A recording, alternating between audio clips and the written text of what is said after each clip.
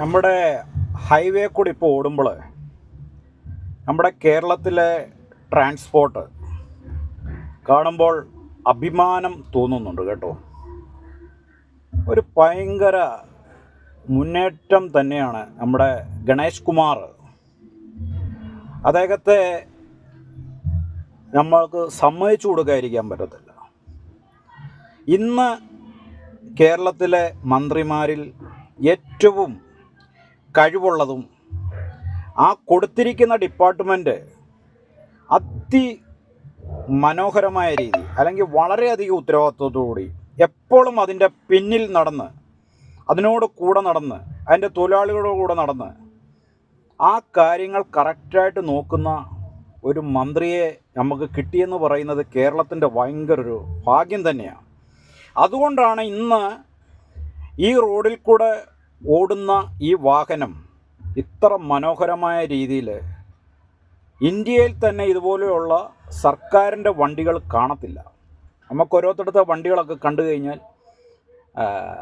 ചിരി വരും. എന്നാ വെച്ചാൽ വെറും പാട്ട വണ്ടികൾ ഓടിപ്പോകുന്ന പോലെയാണ് ചില സംസ്ഥാനത്തെ വണ്ടികളൊക്കെ കണ്ടു കഴിഞ്ഞാൽ. പക്ഷേ നമ്മുടെ കേരളത്തിലെ വണ്ടി ഇപ്പോൾ കാണുമ്പോൾ ഞാനൊരു ഡ്രൈവർ എന്നുള്ള നിലയ്ക്കായി പറയുന്നത്.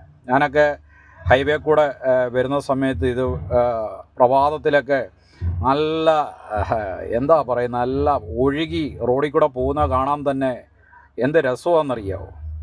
ആ ഒരു കാര്യത്തിൽ നമ്മൾ അഭിമാനം കൊള്ളണം. അംഗീകാരം കൊടുക്കേണ്ടവർക്ക് നമ്മൾ അംഗീകാരം കൊടുക്കണം. അത് കൊടുത്തേ പറ്റത്തുള്ളൂ. തെറി വിളിക്കേണ്ടവനെ തെറി വിളിക്കുക തന്നെ ചെയ്യണം. എന്നാലേ ഇവരൊക്കെ നന്നാകത്തുള്ളൂ.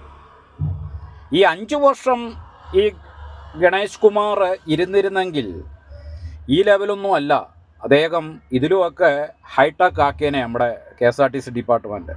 തൊഴിലാളികൾക്ക് കറക്റ്റായിട്ട് ശമ്പളം കൊടുക്കുന്നു, എല്ലാ കാര്യങ്ങളും നല്ല രീതിയിൽ അടിപൊളി സ്റ്റാൻഡുകൾ വരുന്നു, എല്ലാം ചെയ്യുന്നു. അപ്പോൾ അദ്ദേഹത്തെ നമുക്ക് ബഹുമാനിക്കാതിരിക്കാൻ പറ്റത്തില്ല. ഇതുപോലെ തന്നെ നല്ലൊരു മന്ത്രി നമുക്ക് കേരളത്തിൽ ടൂറിസത്തിന് വേണം. ഇത് ഇങ്ങനെ ഈ ഗണേഷ് കുമാറിന് ഇതിനെക്കുറിച്ച് അറിയാവുന്ന പോലെ തന്നെ ഈ കാര്യങ്ങളൊക്കെ ടൂറിസത്തെപ്പറ്റി എന്താണെന്നറിയാവുന്ന ഒരു മന്ത്രിയെ നമുക്ക് കേരളത്തിന് ആവശ്യമാണ്. അപ്പോൾ ഇത് രണ്ടും കൂടെ ആകുമ്പോഴത്തേക്ക് നമ്മുടെ കേരളത്തിൻ്റെ മുഖച്ഛായ അങ്ങ് മാറും. അപ്പോൾ നമുക്ക് ദൈവത്തോട് പ്രാർത്ഥിക്കാം, ഗണേഷ് കുമാറിന് ദീർഘായുസ് ഉണ്ടാകട്ടെ. അടുത്ത മന്ത്രിസഭയിൽ ഏത് മന്ത്രിസഭയിലാണ് വരാൻ സാധ്യതയുള്ളത്, എൻ്റെ പൊന്നു സാറേ അവരോട് ചേർന്ന് നിൽക്കുക. സാറിനെ പോലെയുള്ളവർ ഞങ്ങളുടെ കേരളത്തിന് ഒഴിച്ചുകൂടാൻ വരാത്ത ഒരു മന്ത്രിയാണ്. എല്ലാവിധ മംഗള ആശംസകളും ദീർഘായുസ് നേർന്നുകൊള്ളുന്നു. വേണ്ട മക്കളെ, നമ്മുടെ അടിപൊളി വണ്ടി പോകുന്ന കണ്ടോ? നമ്മുടെ KSRTC ബാംഗ്ലൂരിനുള്ള വണ്ടിയാണ്. നമ്മുടെ നാടിൻ്റെ കേരളത്തിൻ്റെ അഭിമാനം ഈ റോഡിൽ കൂടെ പൊയ്ക്കൊണ്ടിരിക്കുകയാണ്. ബാംഗ്ലൂർ വണ്ടിയാണ്. നമുക്ക് ഗണേഷ് കുമാർ എന്ന മന്ത്രിയെ അഭിമാനത്തോടെ ഓർക്കാൻ പറ്റുന്ന ഒരു സർവീസായി മാറിയിരിക്കുകയാണ് ഇന്ന് KSRTC. ഇന്നുള്ള മന്ത്രിമാരിൽ ഏറ്റവും നല്ല മന്ത്രിയെന്ന് നമുക്ക് പറയാൻ പറ്റുന്നത് ഗണേഷ് കുമാറിനെ മാത്രമേ ഉള്ളൂ. അദ്ദേഹത്തിൻ്റെ കഴിവാണ് ഇന്ന് നഷ്ടത്തിൽ കിടന്ന ഈ KSRTC ലാഭത്തിലോട്ട് ആയിക്കൊണ്ടിരിക്കുന്നത്. നല്ല തകർപ്പം വണ്ടിയാണ്. എന്താന്ന് പറഞ്ഞാലും എല്ലാ സ്റ്റേറ്റിലുള്ളതിനേക്കാട്ടിലും ഇന്ന് നല്ല സൂപ്പർ വണ്ടിയാണ് നമ്മുടെ കേരള സർക്കാരിൻ്റെ വണ്ടി. നോക്കിക്കേ പോകുന്ന പോക്കുണ്ട്. ഇത് ഏതാണ്ട് 8 മണിയാകുമ്പോൾ ബാംഗ്ലൂരിൽ ചെല്ലും. അയ്യേ, എല്ലാ മലയാളിക്കും സന്തോഷിക്കാം.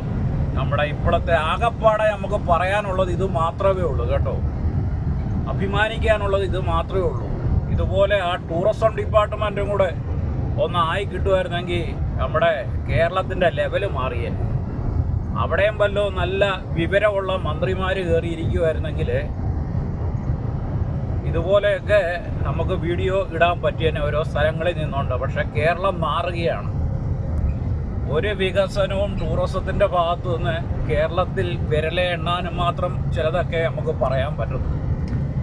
നോക്കുക, അടിപൊളിയടാ മോനെ, ഇച്ചിരൂടെ അങ്ങോട്ട് മാറ്റിപ്പിടിച്ച് പോയി ഓഫ് ചെയ്തര്. അപ്പോൾ എങ്ങനെയുണ്ട് പോകുന്ന പോക്ക് കണ്ടോ? എന്ത് രസമാണ്, വണ്ടി കാണാൻ തന്നെ എന്തൊരു നല്ല സ്റ്റൈലാണ്. ഓക്കേ.